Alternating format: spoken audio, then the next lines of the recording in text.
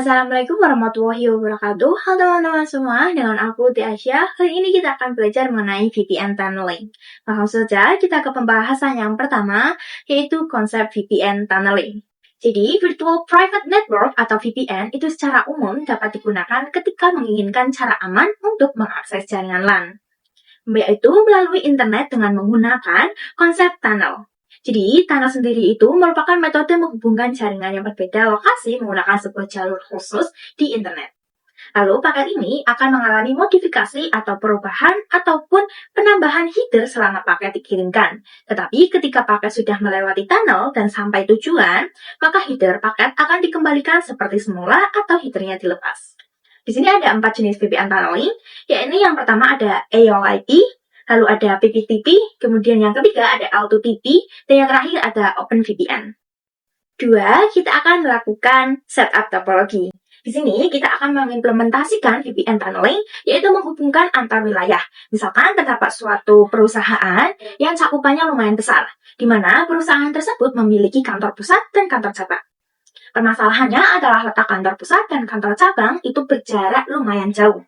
Nah, antara jaringan lokal yang ada di kantor pusat dan di kantor cabang itu ingin saling berkomunikasi. Karena jika menggunakan layanan infrastruktur seperti fiber optik, pastinya akan memerlukan biaya yang cukup mahal. Oleh karena itu, perusahaan tersebut bisa menggunakan fitur VPN tunneling ini. Jadi, kantor pusat dan kantor cabang tersebut dapat terkoneksi dengan interface virtual yang namanya tunnel. Syaratnya adalah antara kedua kantor tersebut harus menggunakan router mikrotik yang sama. Kemudian kedua router mikrotik tersebut haruslah terkoneksi dengan internet. Di sini pada topologi untuk ISP-nya saya menggunakan Cloud NAC, sehingga nanti kita akan mendapatkan IP Class A. Dan di sini untuk router 1 dan 2 sudah terkoneksi dengan internet, dan untuk VPC 1 sudah dihubungkan ke mikrotik pusat atau router 1, dan VPC 2 dihubungkan ke mikrotik cabang. Nah, di sini kita akan setting hostname dan IP-nya secara statik. Pada router 1 kita buka konsolnya. Di sini kita ketikkan sistem identity subname sama dengan R-strip pusat.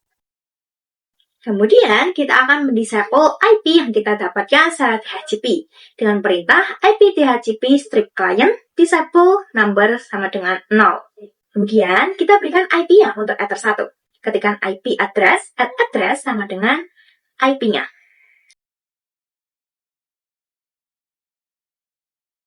Jika sudah, kita bisa tambahkan IP route-nya dengan mengetikkan IP route at gateway sama dengan 10.0.137.1. Nah, dan terakhir kita tambahkan DNS-nya, yaitu IP DNS servers sama dengan 888. Nah, di sini kita telah melakukan tracing statik pada router pusat. Selanjutnya, kita lakukan hal yang sama pada router cabang.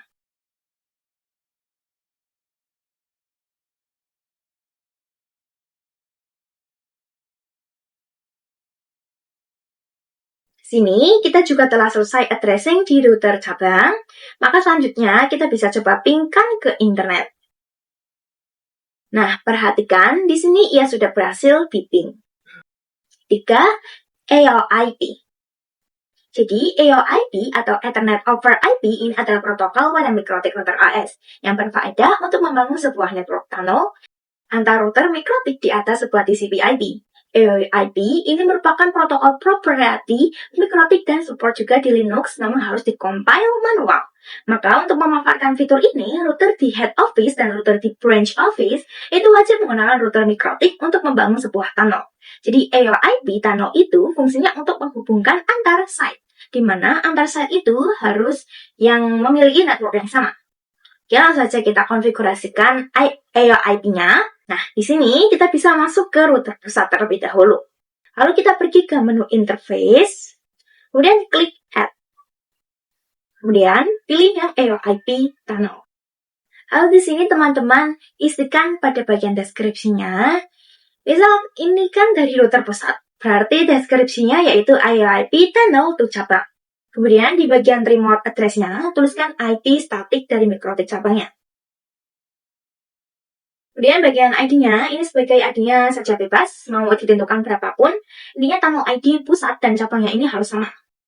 Misalkan di sini saya akan gunakan ID 100.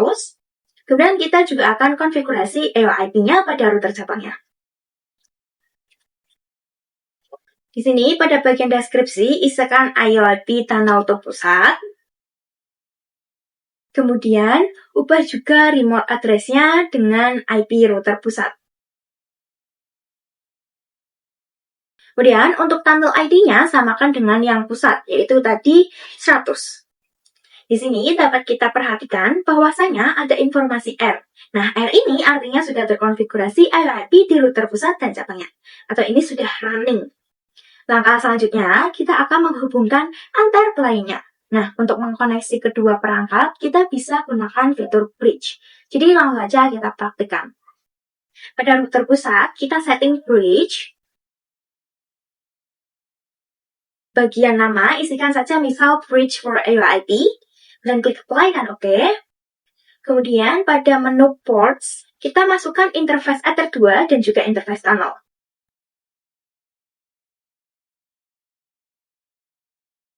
Oke, maka kedua interface tersebut sudah masuk satu interface bridge. Selanjutnya, lakukan juga langkah yang sama pada router cabangnya.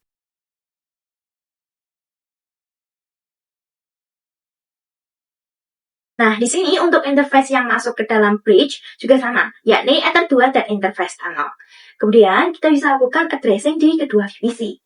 Di sini, pada VPC 1 akan menggunakan IP 192.168.1.6/24. Dan VPC 2 menggunakan IP 1.7.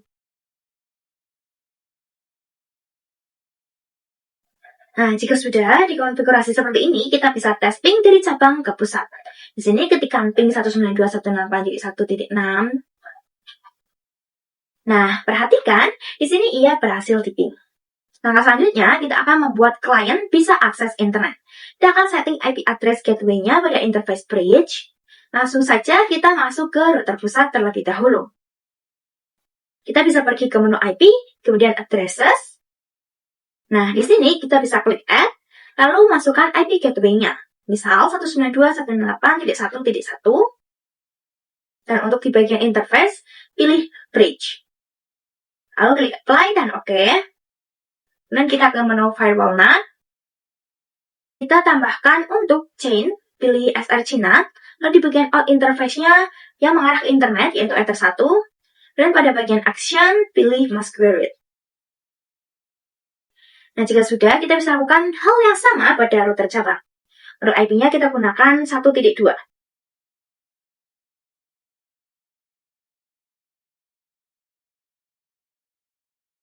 Selanjutnya, kita konfigurasikan di kedua VPC-nya. Pada VPC 1, kita bisa ketik IP address-nya, lalu ketik gateway-nya, yaitu 192.168.1.1. Kemudian, DNS-nya kita ketik 888. Lalu, kita bisa lakukan ping ke internet. Nah, perhatikan, untuk VPC 1, ia sudah bisa akses internet. Kemudian, kita bisa lakukan hal yang sama di VPC 2. Di sini kita juga sama, kita coba untuk ping ke internet, yaitu 888. Nah, di sini perhatikan ya juga sudah bisa berhasil akses internet. Yang keempat adalah point-to-point protocol. Point-to-point protocol merupakan jenis VPN tunneling yang digunakan untuk membangun tunnel atau koneksi langsung antara dua lokasi yang berbeda melalui internet. PPP dapat menyediakan layanan autentifikasi, koneksi, enkripsi, dan kompresi. Jadi, untuk jenis PPP ini bisa dibilang lebih aman dari IOIP. Nah, banyak router yang mendukung berbagai tunnel PPP ini, seperti PPOE, SSTP, LTP, PPT, dan lain sebagainya. PPTP juga merupakan salah satu tunnel yang menyediakan enkripsi melalui IP. PPTP digunakan ketika client network pada sisi pusat dengan client network pada sisi cabang memiliki network yang berbeda. Jadi, PPTP ini merupakan tunnel yang banyak digunakan karena hampir semua OS support PPTP client. Router OS yang mendukungnya yaitu PPTP client dan PPTP server. PPTP menggunakan port TCP 1723 dan IP protokol 47 GRA atau Generic Routing Encapsulation yang digunakan untuk mendukung PPTP di jaringan. Di sini kita langsung saja konfigurasikan. Nah, jadi untuk PPTP itu bekerja like client dan server. Di sini yang akan menjadi servernya adalah router pusat dan yang menjadi kliennya router cabang. Kita akan melakukan addressing pada router pusat terlebih dahulu. Nah, di sini perlu diketahui bahwa untuk konfigurasi sebelumnya sudah saya hapus. Di sini pada menu IP address, klik tambahkan, kemudian masukkan IP address di Ether 2 yang akan menjadi gateway VPC 1. Di sini saya definisikan IP-nya 192.168.1.1/24. Kemudian untuk interface pilih Ether 2. Selanjutnya, kita juga bisa setting pada router pusat ini DHCP server sehingga nanti VPC mendapatkan IP secara otomatis. Kita ke menu IP DHCP server. Kemudian pada menu DHCP, pilih DHCP setup. Lalu pilih Ether 2, klik next, dan kita klik next hingga akhir, hingga selesai. Dan kita bisa buka router cabang untuk kita konfigurasikan. Pada menu IP address, tambahkan IP-nya. Di sini saya gunakan 2.1/24. Untuk interface-nya sama, yaitu Ether 2. Lalu apply. Dan kita konfigurasikan DHCP-nya juga. Di sini prosesnya saya agak percepat saja. Dan sudah, kita bisa request IP DHCP di kedua VPC.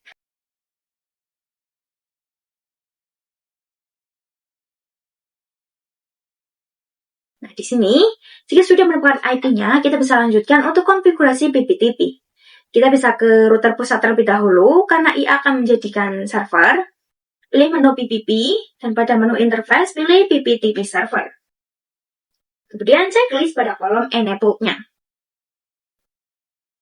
Kemudian, kita akan membuat ketika router klien terhubung ke server, haruslah menggunakan username dan password. Kita bisa membuat username dan password itu di sisi server. Di sini bisa teman-teman klik pada menu secret, lalu tambahkan. Kemudian pada bagian username bisa berikan nama BPTP Seliputi atau terserah. Kemudian di bagian password di sini saya berikan 123 saja. Nah, untuk service-nya pilih BPTP dan pada local address isikan IP 10.10.10.1. Nah, maka nanti pada interface tunnel di router pusat akan mendapatkan IP tersebut secara otomatis. Kepada remote address-nya bisa kita isikan 10.10.10.2, yang mana IP tersebut juga akan menjadi IP tunnel milik router cabang. Di sini klik apply dan OK. Dan kita ke langkah selanjutnya, yaitu konfigurasi BPTP pada klien. Kita pergi ke menu BPP, lalu interface, klik add, pilih BPTP client. Pada bagian general, biarkan saja. Kemudian kita fokuskan ke menu dial out. Untuk connect to, kita masukkan IP static router pusat. Dan pada username, BPTP UT, dan passwordnya adalah 123, dan kita klik apply, dan OK. Dan perhatikan di sini sudah ada tanda R, yang mana itu adalah tanda running. Dan di sini kita akan melakukan routing static. Router pusat, kita ke menu IP routes. Kemudian, pada bagian DST address, tambahkan IP network di VPC 2, yaitu 192.168.2.0. Lalu, pada bagian gateway-nya, gunakan IP tunnel milik router cabang, yaitu 10.10.2.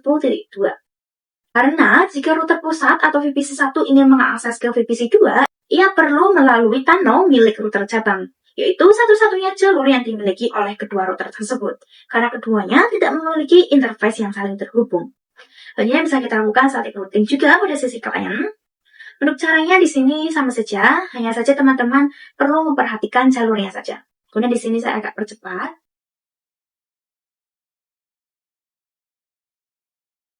Nah, di sini kita bisa lakukan pengujian.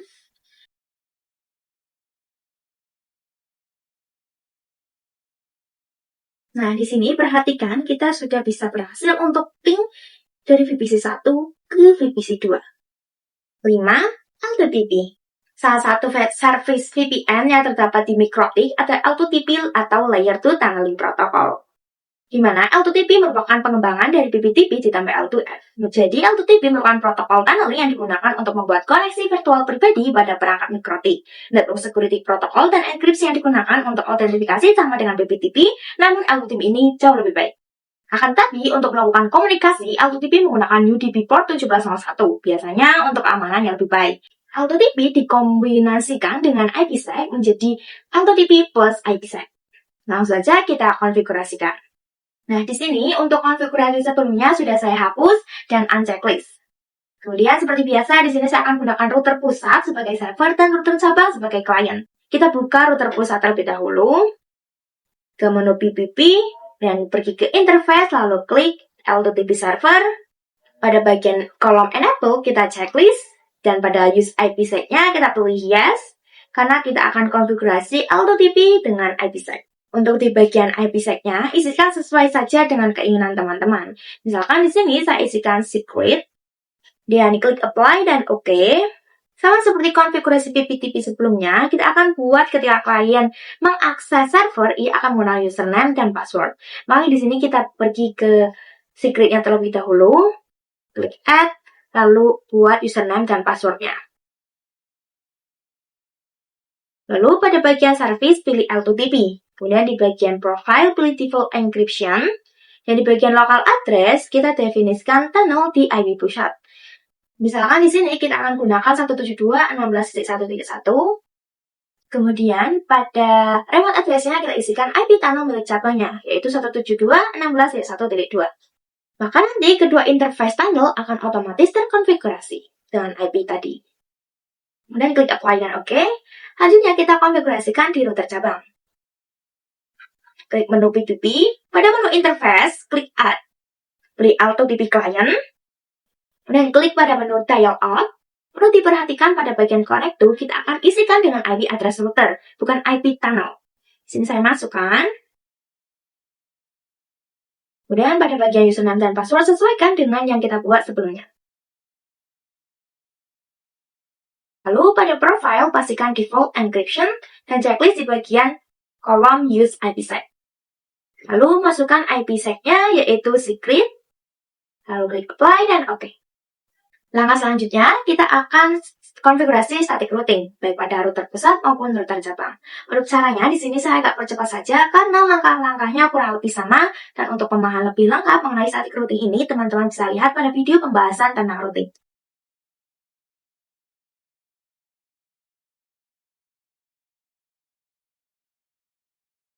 Jika sudah, kita bisa lanjut ke proses pengujian pada kedua VPC. Di sini saya sudah request IP dengan IP DHCP, langsung saja kita ping ke VPC 2. Nah, perhatikan, di sini ia telah berhasil ping. 6. PPPoE.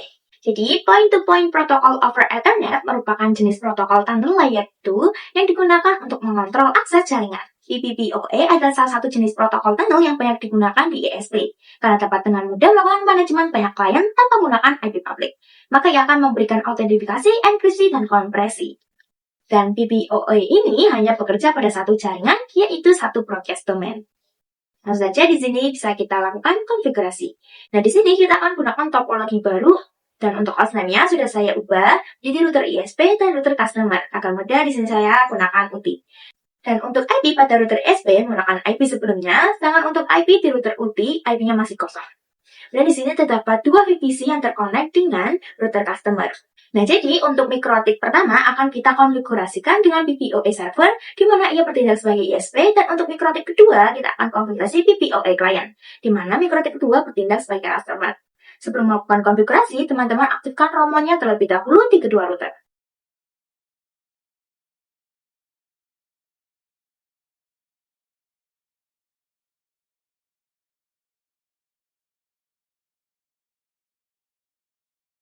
Langkah selanjutnya, kita bisa konfigurasi PPoE pada router ISP.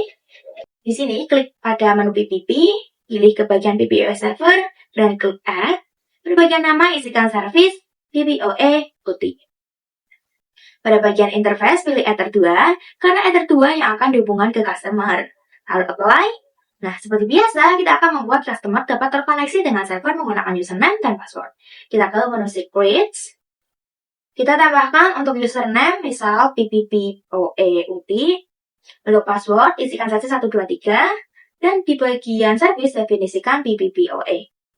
Dan pada bagian local address dan remote address, seperti yang sudah saya jelaskan sebelumnya.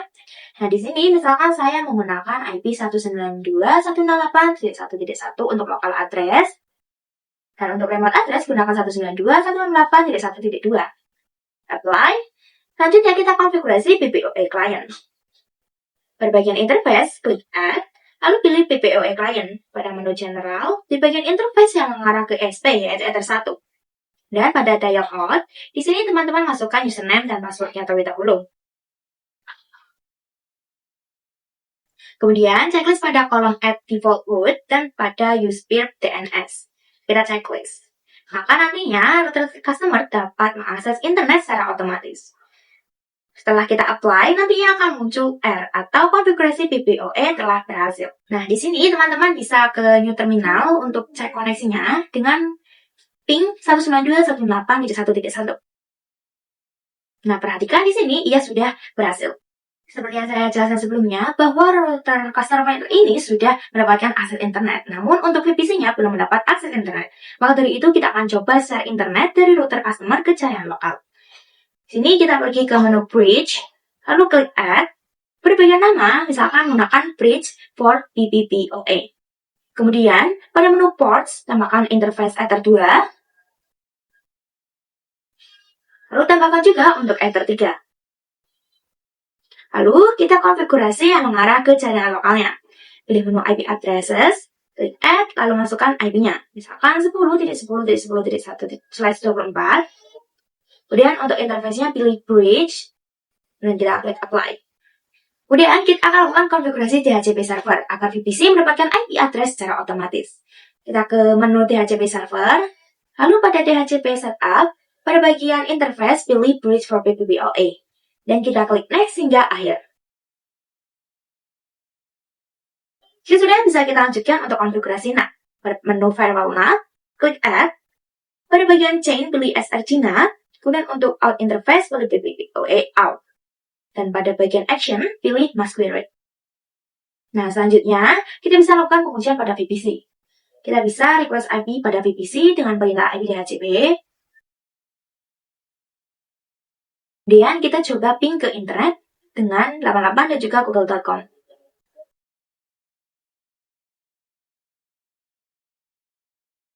Nah, perhatikan di sini ia telah berhasil ping di keduanya. 7. PPPoE limitasi bandwidth. Jadi, fitur ini berguna untuk memberikan limit bandwidth pada router customer, sehingga jaringannya di bawah naungan router customer bisa menggunakan bandwidth yang ditentukan oleh router customer. Langsung saja di sini kita konfigurasikan. Di sini, teman-teman bisa klik pada menu PPP. Nah, pada konfigurasi sebelumnya, kita double klik dan perhatikan di bagian profile. Di sini, untuk profilnya, ia menggunakan profile default. Maka di sini kita bisa keluar terlebih dahulu, kemudian ke menu profile. Lalu di sini, teman-teman bisa double klik pada profile yang default. Kemudian kita ke menu limits.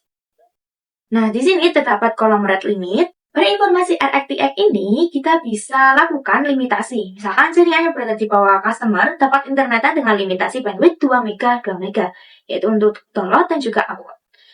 Sini kita buat ini, dan kita apply, dan oke. Jadi seperti itulah contoh dari konfigurasian untuk limitasi bandwidth. Sampai di sini saja untuk video mengenai tunneling. Saya ucapkan terima kasih kepada teman-teman yang sudah menonton video hingga akhir. Wassalamualaikum warahmatullahi wabarakatuh.